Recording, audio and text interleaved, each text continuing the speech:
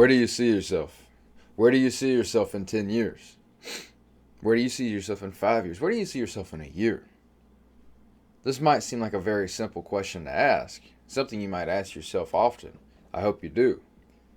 Why do I bring it to your attention? I bring it to your attention because this very concept can change so much about your life. This very concept is the very idea for most people that holds them back. Maybe the lacking of it, right? Or maybe the idea that's there that you don't even realize, right? What do I mean by that? I mean your internal perception of where you're going to be in a year, 5 years, 10 years. If you're not headed in a very positive direction, you're headed down a path that you wouldn't necessarily choose to head down, but you're on it and you don't know how to get off. Many times it's because where you see yourself in a short amount of time or a longer amount of time isn't very pretty. Maybe you believe that you're doomed to the same cycles that you've been a part of your whole life. Maybe you believe that the rest of your family's been a certain way, so of course you have to be the same way. It runs in the family, right? Let me tell you something. That's a complete line of bullshit, brother. Bullshit. You're the only one who will perpetuate these ideas. The people in your family that have allowed these ideas to become their regular, to become their normal way of life, they allowed it. That is what they caused. You see, as humans, we are always absorbing and becoming different. We're always growing. We're always changing. Yet, we fall into situations where we like to label ourselves as certain things. Now, as humans, we like to label. We like to close the loops. We like to not have to be curious. We like to know what we're dealing with.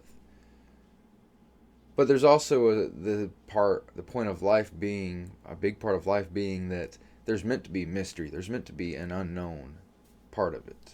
We're meant to take risks, truthfully. Our bodies and systems thrive for small amounts of time when we are in risk. Now, of course, you allow these risks to be your norm.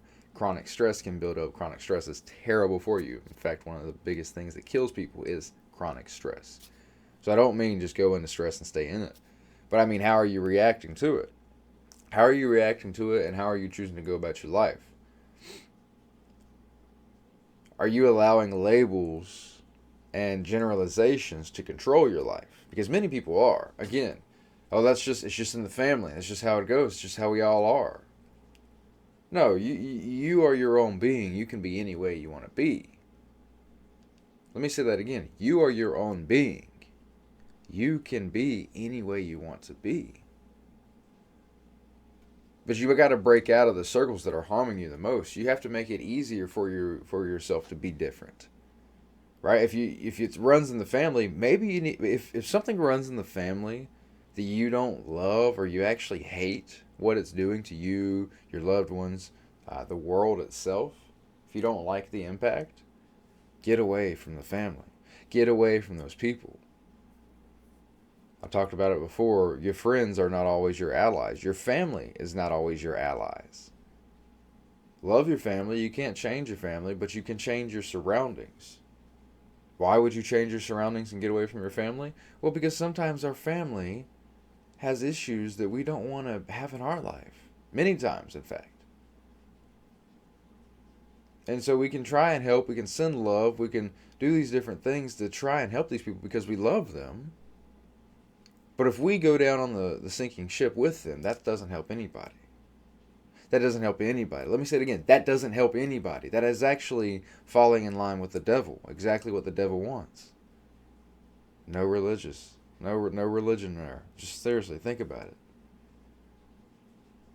If the devil is simply the unbecoming of humans, the unbecoming of us, falling in line with his plan of hurting someone because of their own actions, their own choices, with their own choices and actions. If you choose to go down on that sinking ship, you're falling right in line with that. You're going to fall into that same circumstance. In fact, that is the it runs in the family idea. A label, a generalization, a non-human way of being, a non-human deterministic idea or function, meaning We give ourselves this label or this generalization, and it takes the human element out of it. It takes the human element out of it. Do you understand what that means? That means you take something such as a human. Like, let's take a kid, for instance. A child, beaming with light, beaming with life, ready to explore the world, courage to stand up for themselves and express themselves in such a beautiful way. Why does everybody love kids? Because of that. And so those kids need to be in environments that help them thrive and never lose sight of that. But what happens? What happens in many cases is that these kids, whether it be early on or later on, it depends on where you're at, the demographics, everything, the environments, at some point, for most kids, most people, that creative imagination, that willingness to express themselves, that courage, it dims. It's not as bright anymore. Through their environments, through their situations, through the way they react to everything, and the way that they're taught to react, they learn not to be so bright. They learn that failure's not good. Don't fail. You should be worried about what people think about you. When they were a kid, they weren't worried about what people thought about them. They were just having fun. My daughter, I love seeing her express herself in the amazing way she does. She has an undeveloped set of vocal cords, yet she screams at the top of her lungs and lets everybody hear how she sings, how she can use her voice at this stage of life when she's 3. Being a father, being her father, seeing where she came from, seeing the tiny human, the tiny baby she was who could barely lift her head off the ground. Now she can run around the house, sing at the top of her lungs, crawl up and crawl and climb up things. It's beautiful.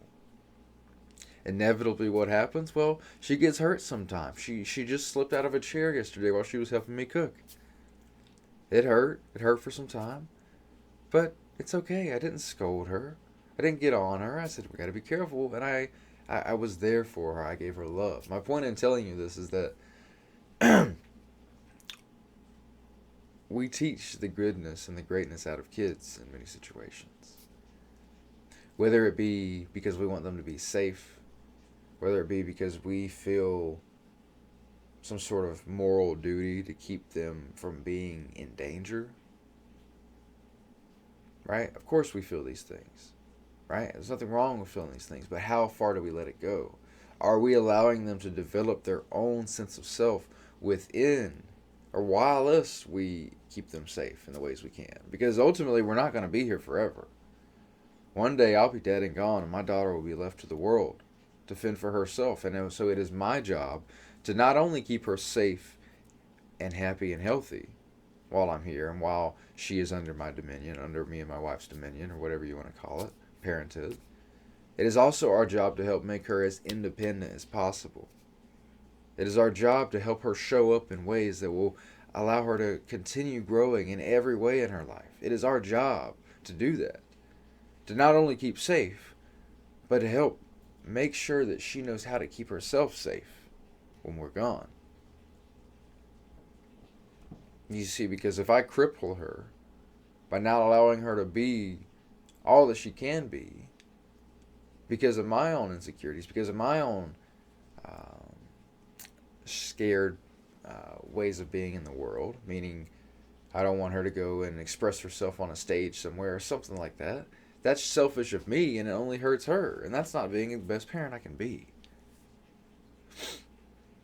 So again, to take this all back around, those labels, those generalizations that take the human out of a situation, take the human out of a relationship, don't let them be, man. Don't let them be. There is not one set thing that rules all. There are universal laws you must act by, but don't allow your own insecurities, your own undeveloped sides play into the people you love. Take a step back and develop every area of your life until the day you die. That is living in God's image. You know that, right? That is living with universal faith. Being on the path of consistent improvement because you know that there's always a greater you to be had.